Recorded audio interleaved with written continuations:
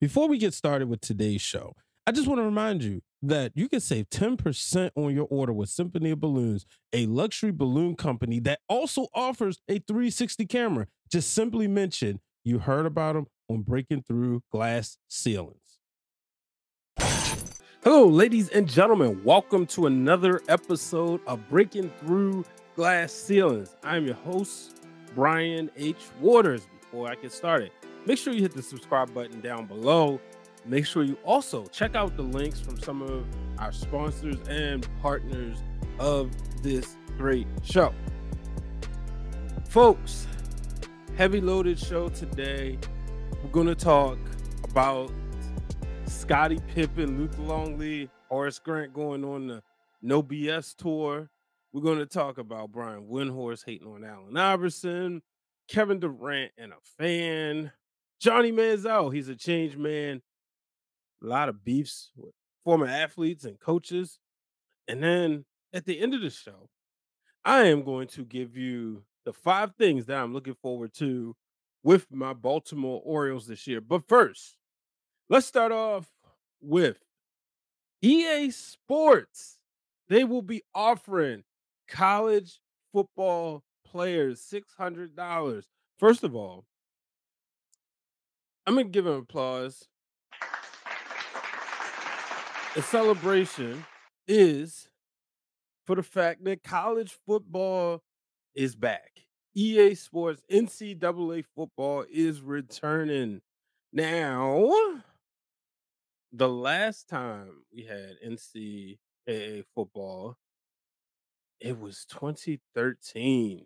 Technically, the game was NCAA football 2014, but the year NCAA 2014. But July 9th, 2013 was the last time we saw this game. Now, I went on about 2021. I went on a spree to get some of the old games right around the time John Madden died. I was in the midst of collecting all of the Madden football games. And it sucked because the timing, it wasn't like, oh, I'm collecting it because he died. Like I was like, you know what? I'm gonna get all the Maddens. And then I had finished it, and I'm going on eBay. Some of them paying 99 cents for, some of them paying, I think the most I might have paid was like $10. I can't remember, maybe.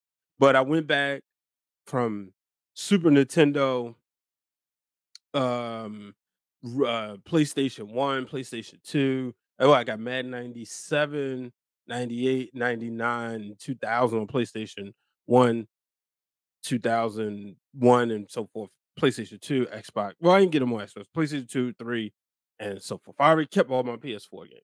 But I also went to collect some of the NCAA footballs. I didn't want to go through the rabbit hole because I'm not the biggest college sports fan, but the Reggie Bush USC Trojans, oh, that was one of my favorite teams. So I had to get both of the games or all 3. The one he's on the cover, obviously went to the NFL by then, but the other games, so I got those. But I did see how much the NCAA football cost, right? Um, and man, the prices was ridiculous. Now I just Googled this because I wanted to have a fresh perspective. Last time for me to buy that game used $197 for the Xbox 360.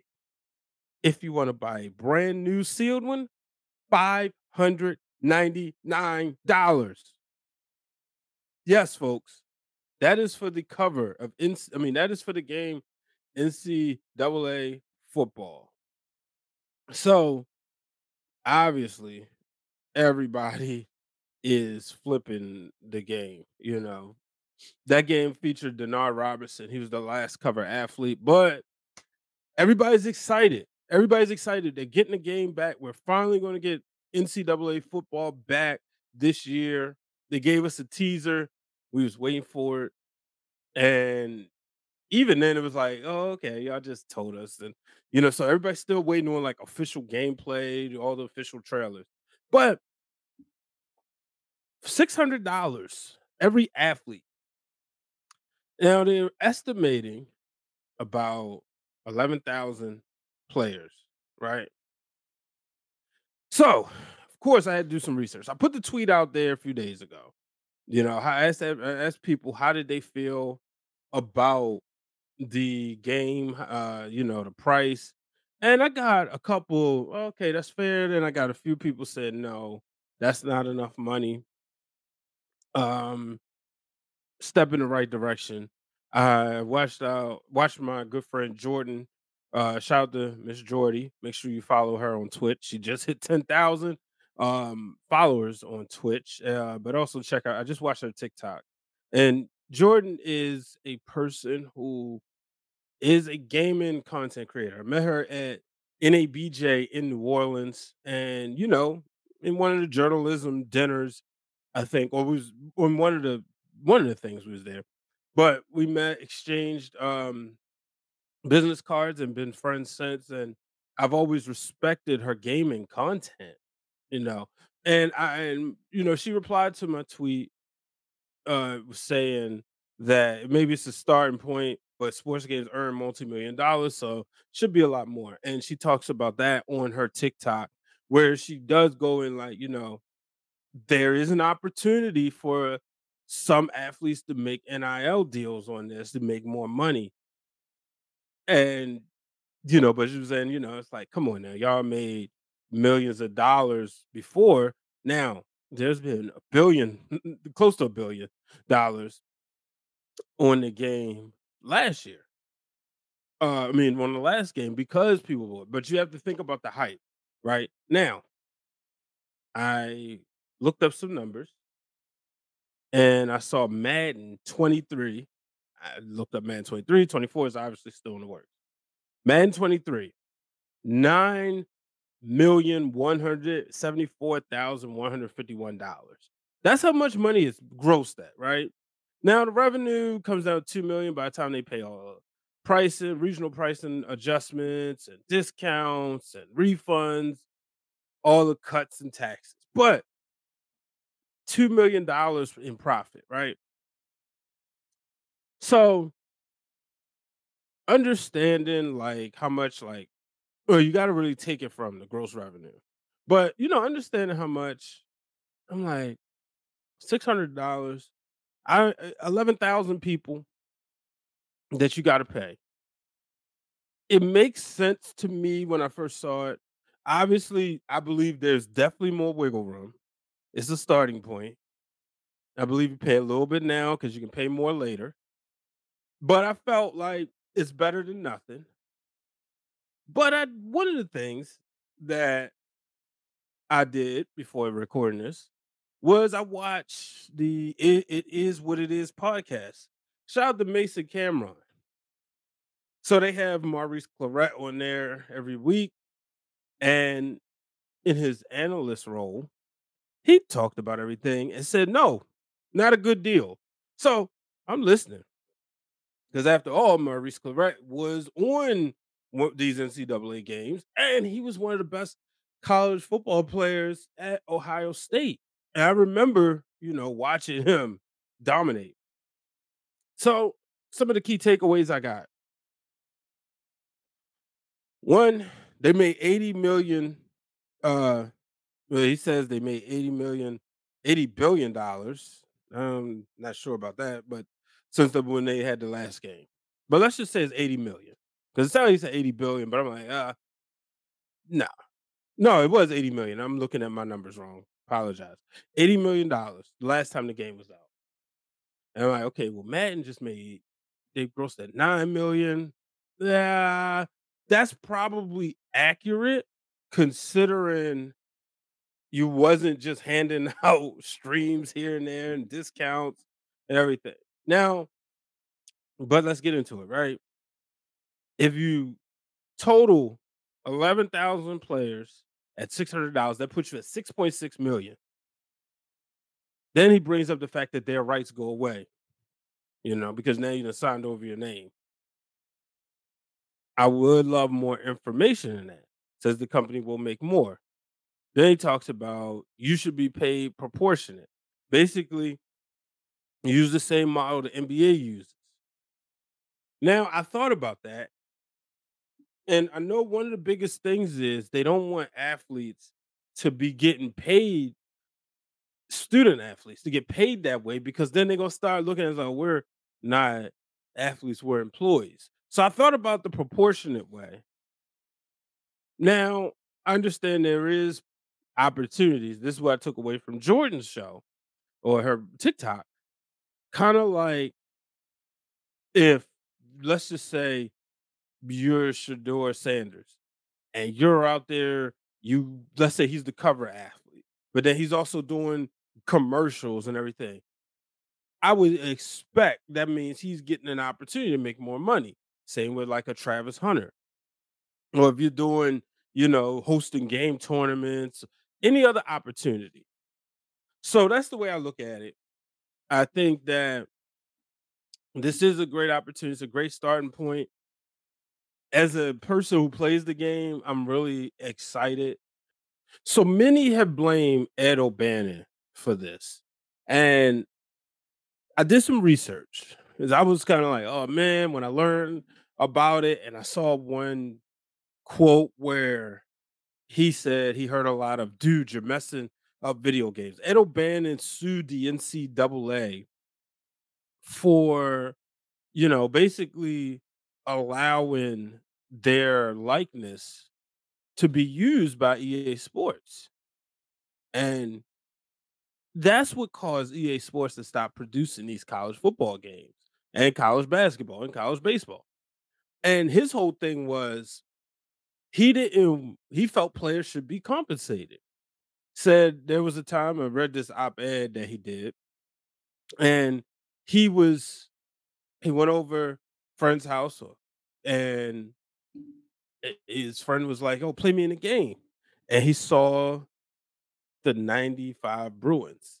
And he looked, he said, "Okay, this guy looks like me, got my same number, got the left-handed shot. Wait a minute." And he asked about how much was they pay for the game. Said $60, and he said, "Well, I wasn't paid anything." Because of that, that's what brought on the suit. And the thing is, the EA Sports had no problem paying the athletes, but the rules from the NCAA at the time wouldn't allow that. And so that's why we didn't have the games anymore. Now, of course, I was like, well, why couldn't they just still give us the college games? Like, in like the most recent Maddens, we did have the athletes. We had the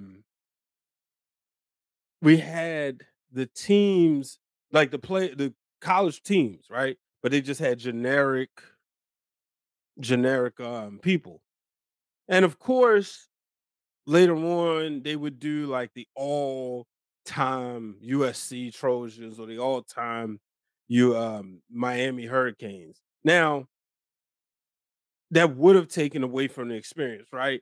If you got, say, a quarterback for Colorado and he's a white guy and he's not built the same as Shador Sanders, well, of course you're gonna get upset.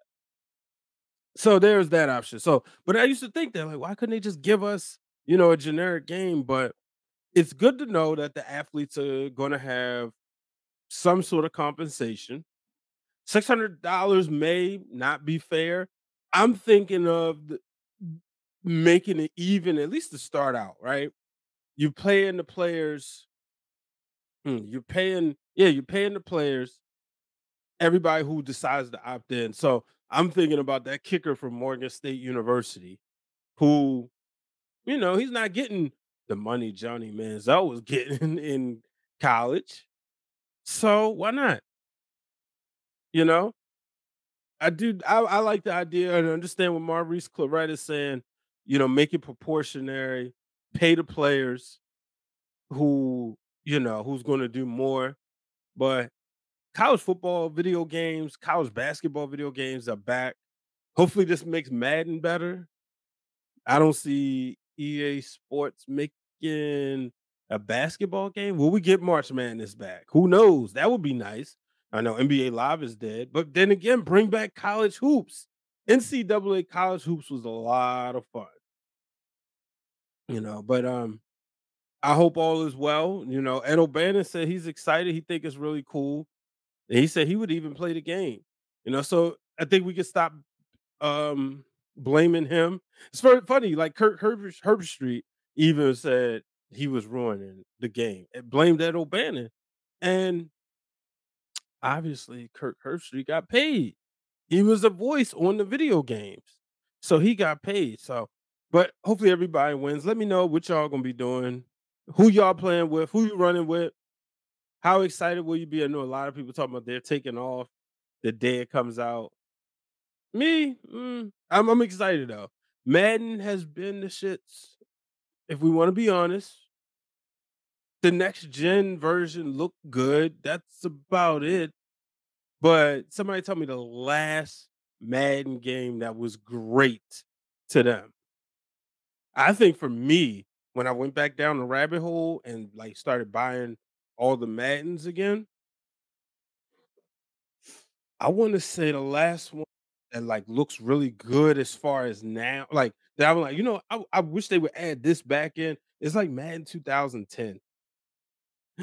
That's the way Um, so we'll see. We shall see. But I brought up Johnny Manziel. Johnny Manziel, he was on Shannon Sharpe's podcast and he talked about accountability, right? One of the things is, it's nice to know he's a changed man. He talked about where his life was and what could have happened, all the things they did. Like, it's a great conversation. No, it's probably not going to go as viral as the conversation with Cat Williams, but overall, the conversation was great. One thing I was thinking about this, especially during this whole college football game talk, and he talked about how many times he saw number 2 jerseys flying out the door. Now, if y'all remember around 2012, 2013, and the whole Johnny football, man, Johnny Manziel was on top of the world. He was Johnny football, He won't take being Mr. Texas A&M, but he was must-see television.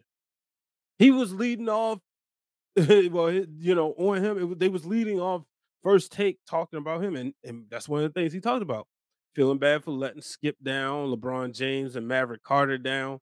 But one thing that I did appreciate him saying was because when you listen to him, you really learn like he was all about his bros and his dogs and hanging out with them, hanging out with his boys, and he took care of them. He said there was people who came from all walks of life who didn't have the same opportunities he had, who didn't have the same things that he had. So one of the things that I appreciate about Johnny Manziel is that he did look out for his friends. He took care of them. He made sure that they had a lot of things that, with the money he was getting, he was signing things and selling them. And the reason why he got caught, like he said, was because somebody basically had a lot of stuff that they couldn't sell anymore. And it's like, oh shoot. But it's good to know that he's a changed man. I'm interested. He said with the money he was making, $8 million if he had NIL deals. But that's what's, and also back to that, it's gonna be exciting to see college women's college athletes on these video games. Give us a college hoops on 2K. Give us Angel Reese. Give us Caitlin Carter. I need that. I need them on the video games because it's going to be fun to watch. So we shall see. I'm going to take a quick break, and after I come back, this is going to be real quick. I got to talk about this Scottie Pippen. We'll be back right after this. Hi everyone, it's me, Queen PR, one half of those wrestling girls, and welcome back to another episode of Where Wrestling Meets Pop Culture. And this is the show where you find out who the current Up Down champion is. This is not the show where we speculate when Mercedes is returning to WWE This is not the place for rumors and innuendo. This is the show where you find out where all your wrestlers are up to outside of the ring. One of my favorite couples, Bianca Belair and Montez Ford. We knew that Bianca and Montez were filming a reality show with Hulu. I just have to have a moment for the It family. And I'm back, ladies and gentlemen. Scottie Pippen is in the news again.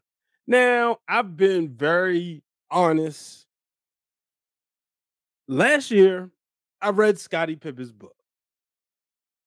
And when I say read, I mean listen to. Y'all should know that by now.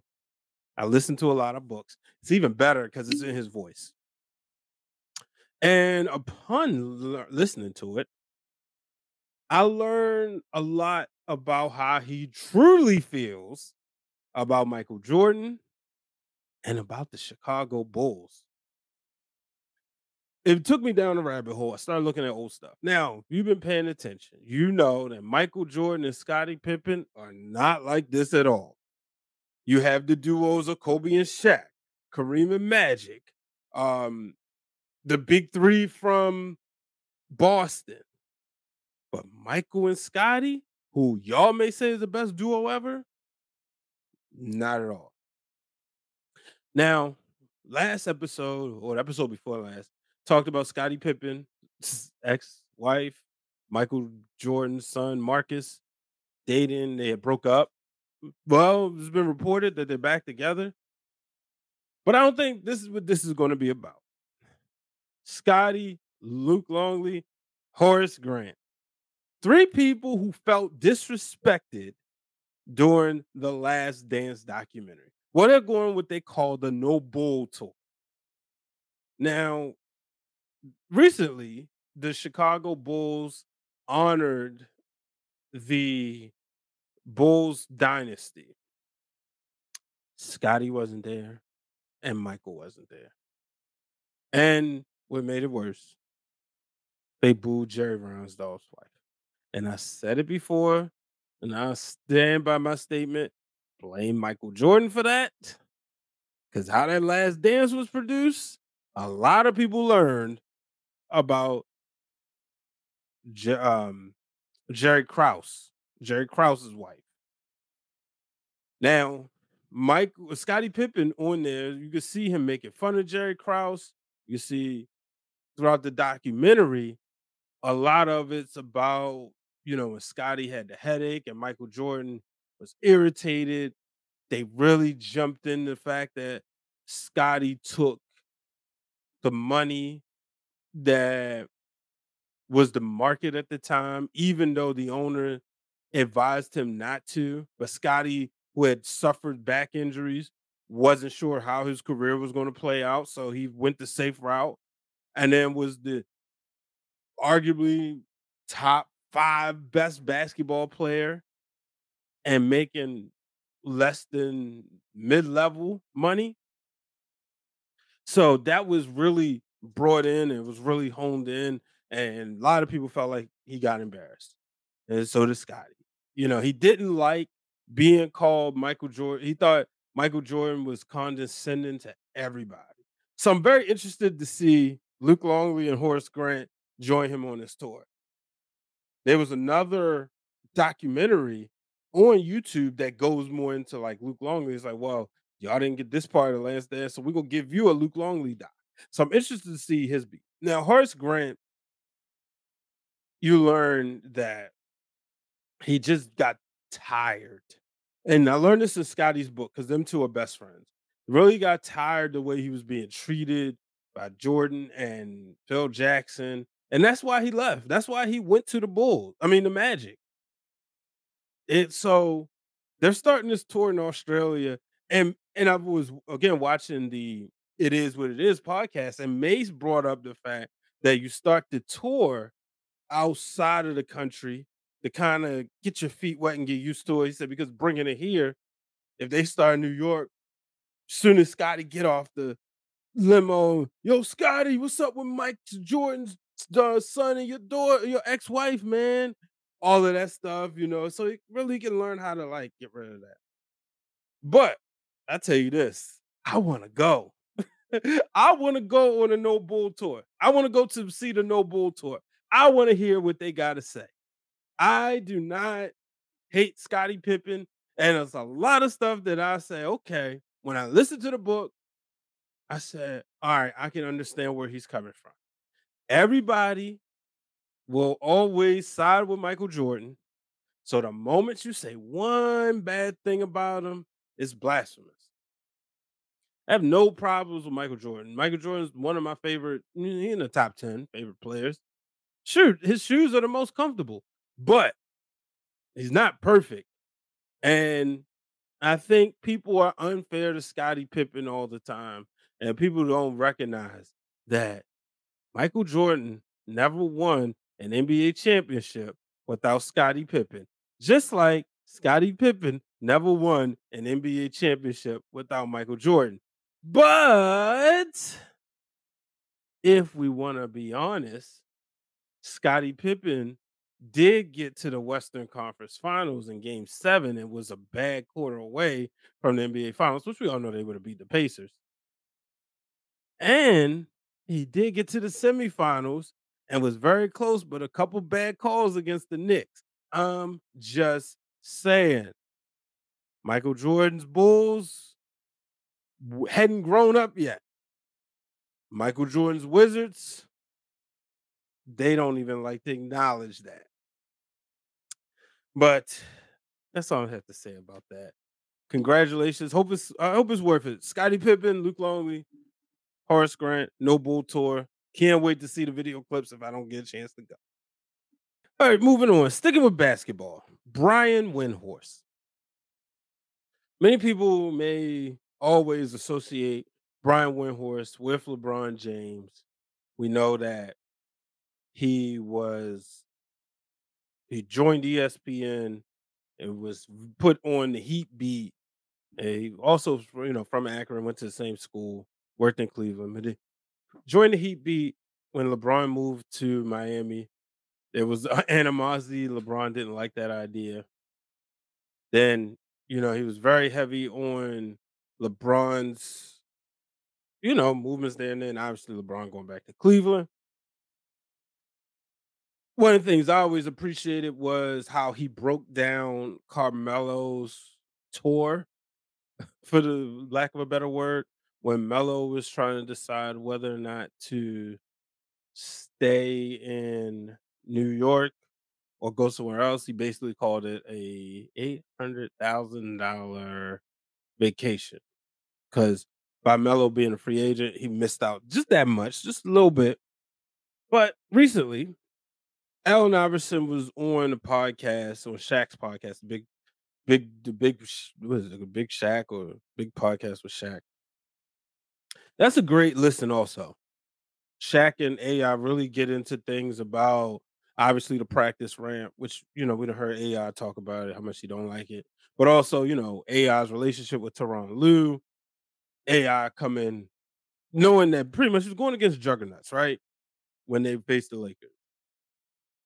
Well, he talked about how he would average about 40 points a game in today's NBA. They don't play as much defense and they make a lot of calls. Really offensive league, right? And Brian Windhorst had nerve to say that Allen Iverson would not make because of the fact that basically he wasn't efficient and he just threw up shots. And I'm like, what is the point in saying this? Now, I remember watching Allen Iverson. Now, I will be honest, y'all have heard me say this before. A lot of times I realized that I personally did not appreciate players like Allen Iverson, Tracy McGrady, because I was too busy being the number one Kobe fan in all of my circles. So because of that, I always said, no, but they're not Kobe and this, that, and the other. So I said I wasn't going to do that in this generation with people like Jason Tatum and Jaylen Brown. They're Celtics and I'm a Lakers fan. But I'm like, dude, AI definitely would have dropped 40 points. I mean, he was a dog, and he would get to the rim. Now, the only reason why he's not dropping 40 points if he had a teammate like Shaq who could finish. So I think, because AI took punishment. He took a lot of punishment. And I think he would have been out here breaking more ankles. Players would have had to sit back a little bit. They wouldn't have been playing this tight defense. Man, talk about it. So yeah, just enough of that, man. So y'all watch the Super Bowl. Y'all may remember that there was a streaker. Somebody who decided to run across the field. Guess what? That person who was a streaker placed a $50,000 bet that someone would streak during the Super Bowl. So he ran out there himself and did it. Now, the fine was $1,000, and I'm pretty sure a night in jail. But guess what? He made $374,000 on that bet. I don't think there's any rules against this. Now, I wouldn't do it, but I kind of think it's genius. He ran out there and decided to streak during the game, but legend. Legend to say the least. But I do not, right here on the Breaking Through Glass Ceilings podcast, do not encourage streaking. I've been at a couple of games where it's happened and it's not fun. It's funny because you're watching the person go on and on, but then you see him get tackled. You're like, oh man. The last one happened at the Orioles game, what we deem the hangover game. Game 161. They had already won 100 ball games this year. And somebody went out streaking, and actually it was 160. Yeah. But they had already won 100 games the day after they clinched. So it was the hangover game.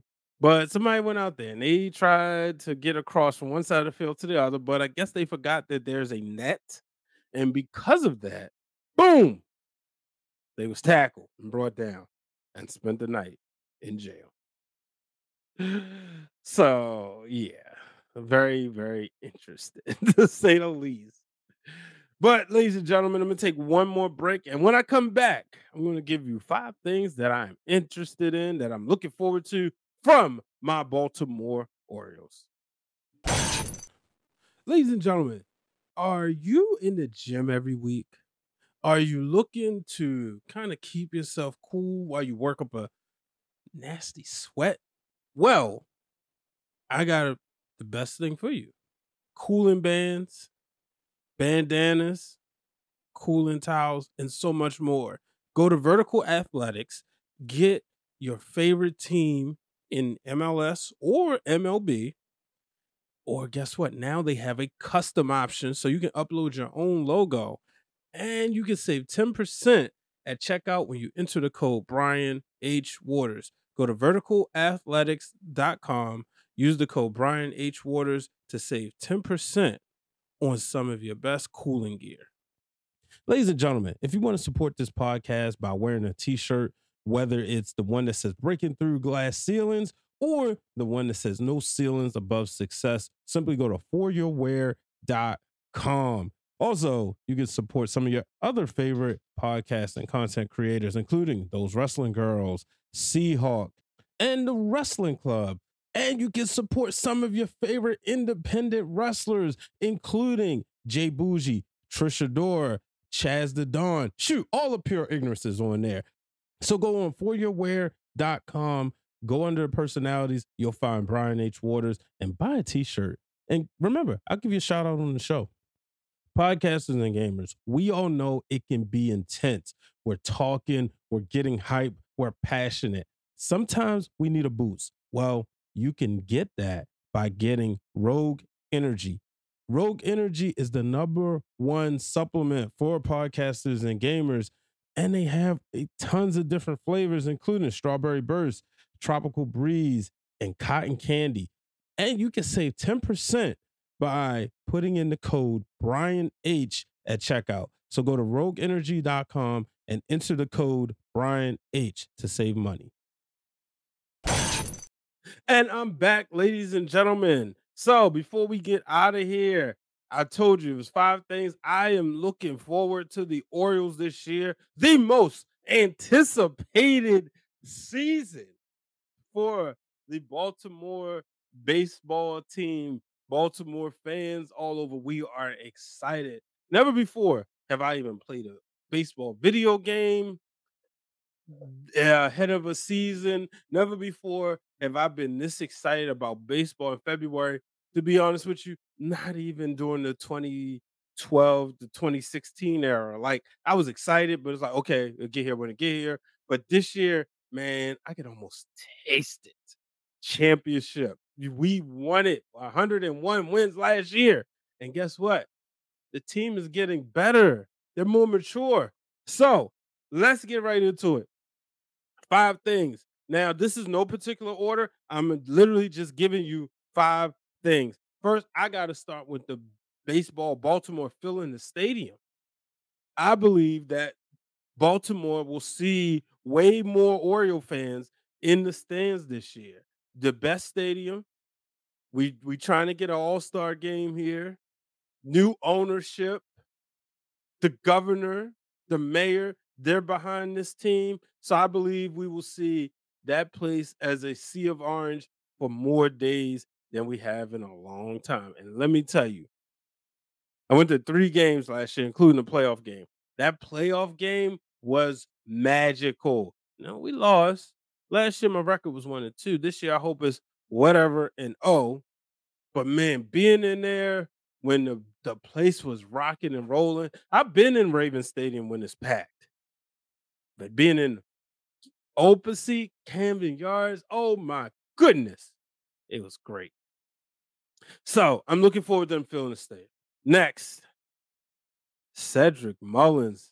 Cedric Mullins is back, and hopefully no injuries. He got a haircut. So y'all can stop with the Cedric Mullins jokes because everybody used to say that I look like him. No, but Cedric Mullins is somebody I'm definitely looking forward to seeing what he brings back this year, coming off of the injury because he's an all-star, man.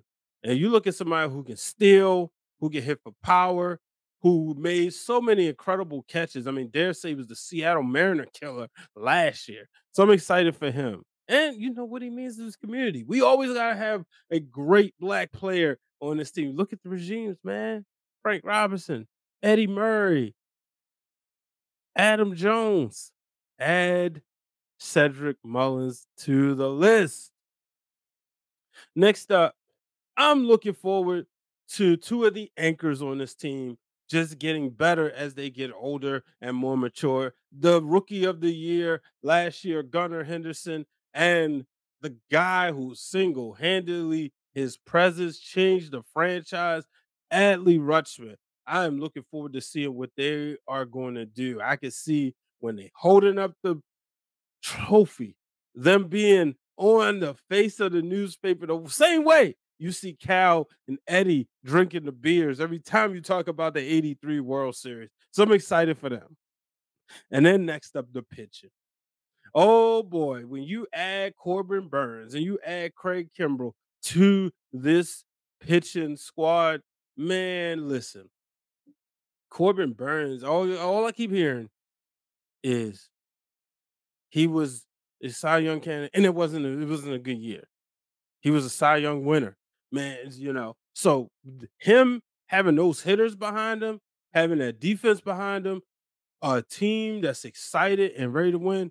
Let's go get it. And then Craig Kimbrell, man, you know he's already got the championship pedigree. He knows what he's doing. He's coming, and we've been seeing the highlights, the spring training clips. He's ready. So adding him, it sucks not having Bautista, but just learning with the bullpen, getting learn from him, that's exciting. And last but not least, somebody I hope to see on the opening day roster. Y'all know who I'm talking about. The number 1 prospect in all of baseball, Jackson Holliday. Come on, man. Let's get it. Jackson Holliday, folks. I've been seeing all the hype. I've watched the interview. Shout out to my good friend Jason, who had him on the sports spectrum. He's a great young man of faith. And No, his dad was, Hall of Fame candidate.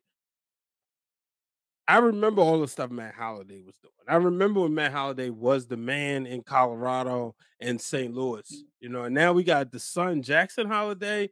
And the moment the Orioles drafted him, I remember when they was talking about who could it be, right? And they drafted Jackson Holliday and seeing the excitement, watching him just, kind of rip through the minors. Man, it's time. It is time. So I hope to see him on the opening day roster. Let's build that chemistry. I would love him to win Rookie of the Year this year as well, and we can go back to back. But more importantly, let's go get the World Series. So I'm excited for the Orioles. You know what? Let's go ahead and cue. Hopefully, we won't get flagged for this. We're gonna cue that Orioles magic because just a little bit, because that song right there gets me pumped up every time, folks. Every time. So, ladies and gentlemen, that'll do it for this episode of Breaking Through Glass Ceilings. Be sure to check out all my other podcasts, The Wrestling Realm. Check out Wednesday Worldwide. Check out The Masked Man Show. Check out TWG Fan Club each and every Wednesday night at 7. Make sure you follow me. Hit the subscribe button. Drop me a 5-star rating. Ladies and gentlemen, I appreciate all of your support. As I get excited, we're moving in, just get ready to get in the springtime, a better time of year, to be honest with you. March, we know March comes in like a lion, but it leaves like a lamb. So, ladies and gentlemen, until the next time, follow me at Brian H. Waters on all social media platforms. And remember, do not let anyone place a ceiling above your success. So long, everybody. Are you a podcaster who is looking to share clips from your show in the simplest way possible? Well, I have the best solution, and that's Opus Clip. Opus Clip allows you to take the link to your show, upload it, and then they will clip off some of the best moments. And it allows you to edit it, change the captions, change the colors, and they also give you a viral score so you know which clip can potentially generate more buzz for your show. So, if you're looking to do that, click the link in the bio, sign up for Opus Clip, and go viral with some of the best content from your show.